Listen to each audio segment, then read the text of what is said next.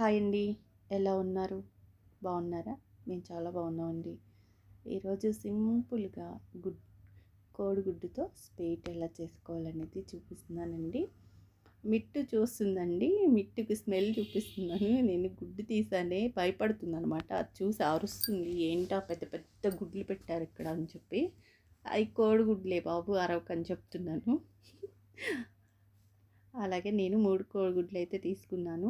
అలాగే పంచదార తీసుకున్నాను. దీంట్లో కొంచెం ఉప్పు కూడా వేసుకోవాలండి. రుచికి తగినంత. అంటే మరీ ఎక్కువ వేసుకోకూడదు. కొంచెం అంత వేసుకుంటే చాలు. ఇది ఉప్పు అనమాట. అలాగే విలాచీ పౌడర్ కూడా వేసుకోవాల్సి ఉంటుంది. అంటే ఫ్లేవర్ కోసము. అండ్ బాగుంటుందండి. ఇది చాలా త్వరగా అయిపోతుంది.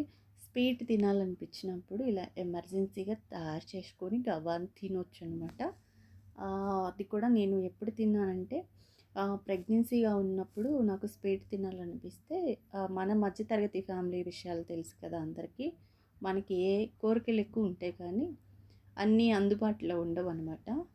అయితే ఇంకా అప్పటికప్పుడు మా అమ్మ ఈ కోడిగుడ్లతోటి ఈ విధంగా స్వీట్ చేసింది.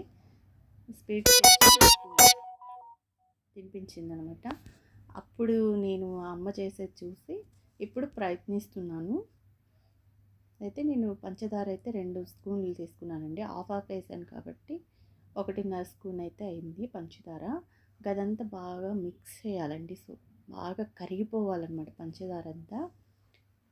ఇలా మిక్స్ చేసేసి చూడండి ఇదంతా బాగా కరగాలి.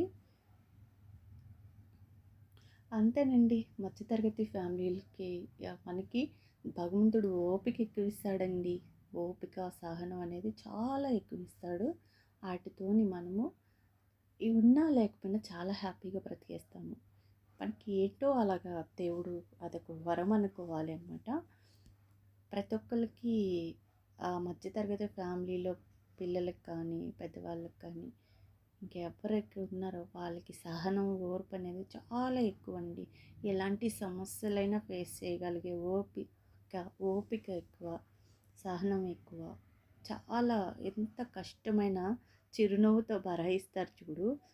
అది నాకైతే మన ఫ్యామిలీలు చూస్తుంటే చాలా ముచ్చటేస్తుంది అనమాట. ఏముందండి, ఏం తీసుకెళ్తామంటారు కానీ పైసలు అనేది ప్రతి ఒక్కరికి అవసరం ఉంటుంది. కానీ మనిషికి ఎంత అవసరమో అంత ఉంటేనే మంచిది.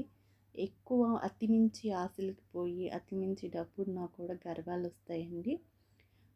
కానీ గర్వం వచ్చే వాళ్ళకి అంటే వస్తుంది, అది న్యాచురల్. కానీ గర్వం వచ్చినా కూడా మనం వచ్చిన స్థాయిని ఎప్పుడు మర్చిపోకూడదండి.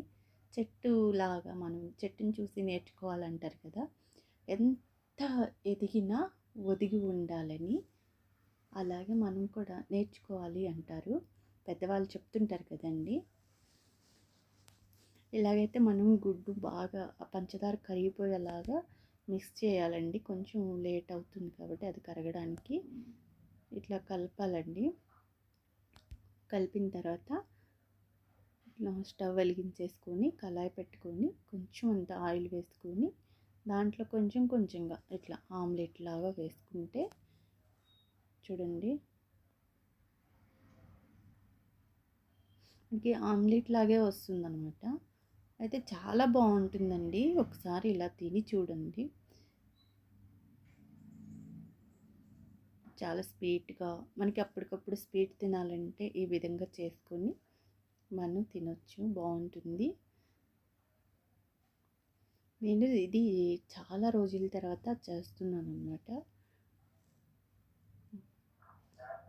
అప్పుడు మా అమ్మ చేయించి ఇచ్చారు. అంటే మా అమ్మ చేశారనమాట. నాకు తెలీదు గుడ్డుతో స్వీట్ చేస్తారనేది. కానీ కేకు అలాంటి బ్రెడ్లో కేక్లో వాడతారు కోడిగుడ్డు అనేది, అది తెలుసు. కానీ ఇలాగైతే మరి మామూలు ఆమ్లెట్ కూడా స్వీట్ ఆమ్లెట్ వేసుకోవచ్చు అనేది ఇక మా అమ్మని చూసిన తర్వాత తెలిసింది. నేను 1-2 సార్లు వేసానండి. చాలా బాగా వచ్చింది. బాగా టేస్టీ కూడా ఉంటుంది. టేస్ట్గా చాలా బాగా అనిపిస్తుంది. ఉట్టిదే తినొచ్చండి. అలా లేదంటే బ్రెడ్ ముక్కలు ఉంటే కొంచెం వేడి చేసేసి, అంటే కొంచెం గోల్డెన్ కలర్ వచ్చేసరికి బ్రెడ్ ముక్కలు మనము నెయ్యిలో కానీ బటర్లో కానీ వేపుకొని దాని మధ్యలో పెట్టుకొని కూడా తిన్నా చాలా బాగుంటుంది. ఒక్కసారి ఈ విధంగా ప్రయత్నించి ఈ స్వీట్ ఎలా ఉందో కామెంట్ చేయండి. థ్యాంక్ యూ అండి.